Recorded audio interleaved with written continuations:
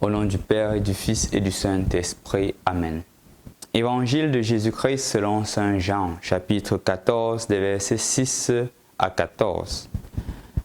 À l'heure où Jésus passait de ce monde à son Père, il disait à ses disciples, « Moi, je suis le chemin, la vérité et la vie. Personne ne va vers le Père sans passer par moi. Puisque vous me connaissez, vous connaîtrez aussi mon Père. Dès maintenant, vous le connaissez et vous l'avez vu. » Philippe lui dit, « Seigneur, montre-nous le Père et cela nous suffit. » Jésus lui répond, « Il y a si longtemps que tu es avec moi et tu ne me connais pas, Philippe. Celui qui m'a vu a vu le Père. Comment peux-tu dire, montre-nous le Père? Ne crois-tu pas que je suis dans le Père et que le Père en moi? Les paroles que je vous dis, je ne les dis pas de moi-même. C'est le Père qui demeure en moi et qui accomplit ses œuvres. Croyez ce que je vous dis. Je suis dans le Père et le Père est en moi. Si vous ne croyez pas ma parole, croyez au moins à cause des œuvres. Amen, amen, je vous le dis. Celui qui croit en moi accomplira les mêmes œuvres que moi, et il en accomplira même de plus grands, puisque je pars vers le Père. Tout ce que vous demanderez en invoquant mon nom, je le ferai, afin que le Père soit glorifié dans le Fils. Si vous me demandez quelque chose en invoquant mon nom, moi je le ferai.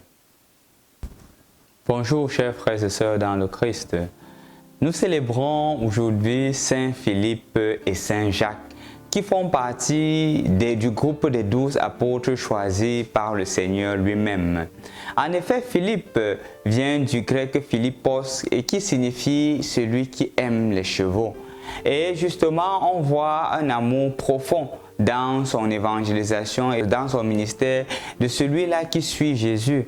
On se rappelle clairement que c'est Philippe qui amène Jésus à Nathanaël, présentant justement Jésus comme celui-là qui doit venir. On se rappelle aussi que c'est le même Philippe qui a su jouer le médiateur avec les Grecs qui voulaient voir Jésus dans l'évangile de Saint Jean.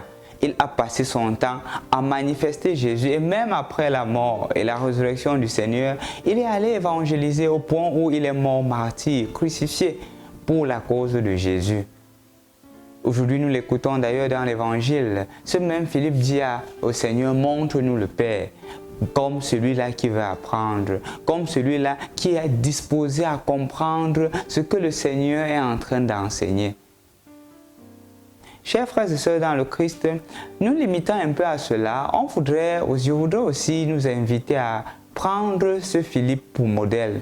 Modèle d'apprentissage, modèle de celui-là qui veut toujours connaître, modèle de celui-là qui n'a pas honte de poser des questions, modèle de celui-là qui veut se mettre à la place du disciple. Pourquoi, chers frères et sœurs? Parce que de nos jours, et malheureusement dans le monde d'aujourd'hui, tout le monde se fait connaisseur. Tout le monde voudrait montrer qu'il connaît et qu'on n'a rien à prendre de l'autre. Et c'est pour cela que beaucoup de tas et de difficultés se présentent. Parce que personne ne veut se mettre au service de l'autre. Personne ne veut apprendre de l'autre. Et ainsi, ça ne marche pas. Philippe, pour toi, devient aujourd'hui un modèle d'apprentissage. Parce que c'est ce qui doit sauver la vie des couples. Quand monsieur est capable d'écouter madame, quand madame est capable d'écouter monsieur, quand les enfants sont capables de s'écouter les uns les autres, quand les enfants sont capables d'écouter les parents et de se mettre à la suite des enseignements des parents. Philippe devient donc un modèle. Nous avons aussi aujourd'hui Saint Jacques, qui fait aussi partie du groupe des 12 et qui est celui-là justement qui est cité en 3e position dans la liste des apôtres. Quand on lit un des évangiles, il est en 3e position comme pour montrer la place que Jacques occupe dans la première communauté. Et on le voit justement dans le livre des Actes des apôtres. C'est celui qui prend position, c'est celui-là qui veut garder l'orthodoxie de l'Église, c'est celui-là qui veut garder les choses fermes. Et on le voit justement dans sa lettre, dans l'épître à Saint Jacques. Pour lui, la foi en Dieu se manifeste dans l'amour du prochain.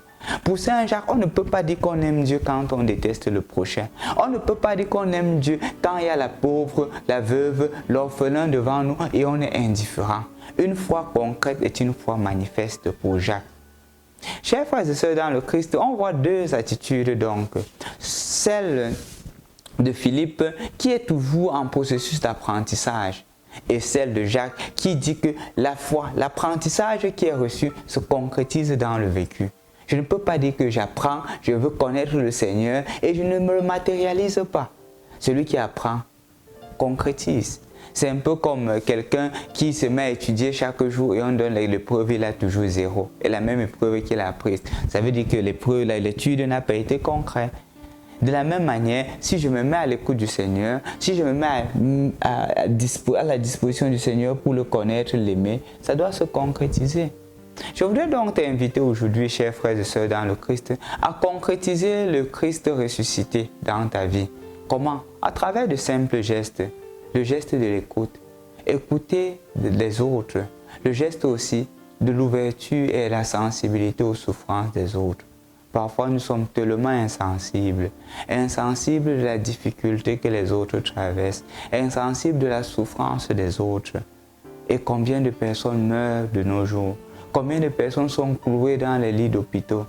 On ne veut pas voir, on ne veut pas ouvrir les yeux pour voir leurs souffrances. Le Seigneur te dit, Saint Jacques te dit, Philippe te dit, apprends, mais concrétise. Au nom du Père et du Fils et du Saint-Esprit. Amen.